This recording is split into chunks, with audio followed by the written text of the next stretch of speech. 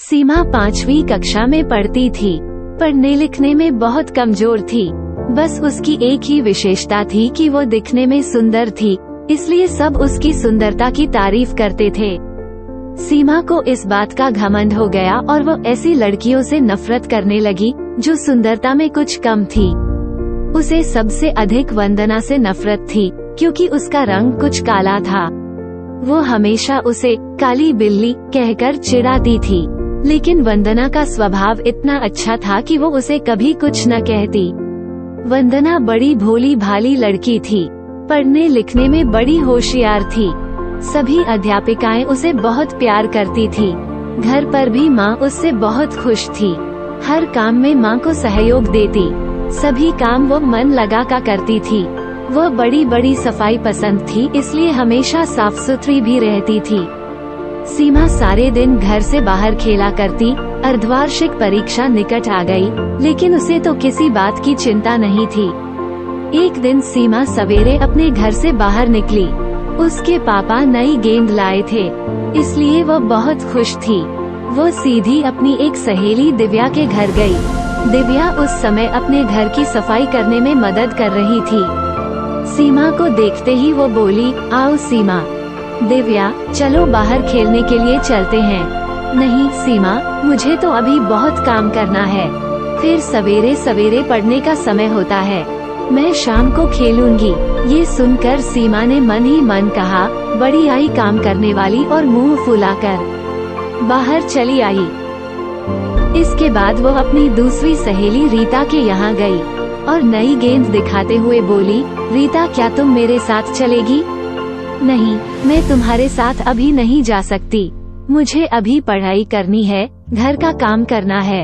ये सुनकर वो चुपचाप बिना कुछ कहे गुस्से से बाहर चली गई।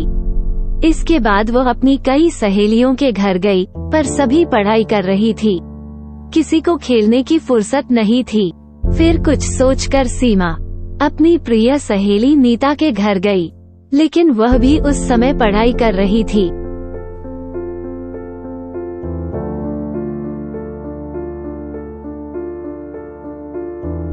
सीमा ने उस कहा, क्या हरदम तोते की तरह पुस्तकें रटती रहती हो?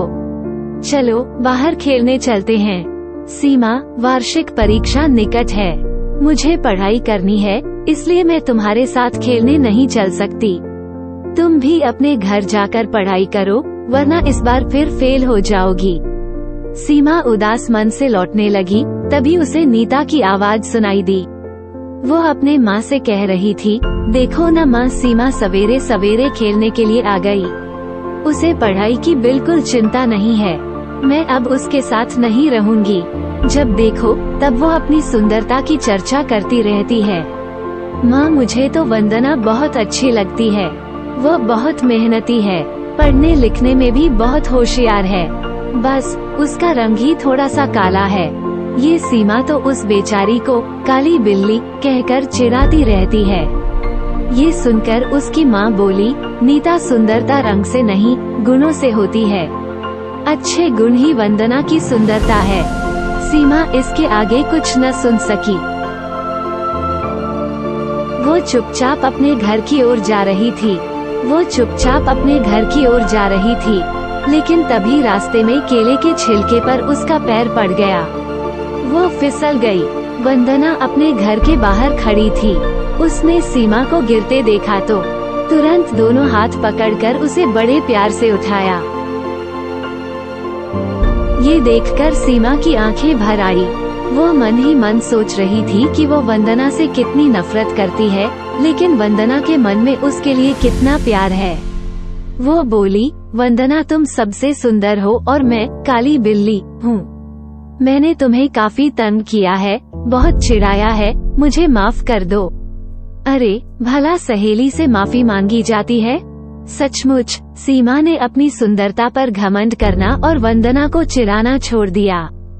इस कहानी से हमें ये सीख मिलती है कि सुंदरता रंग से नहीं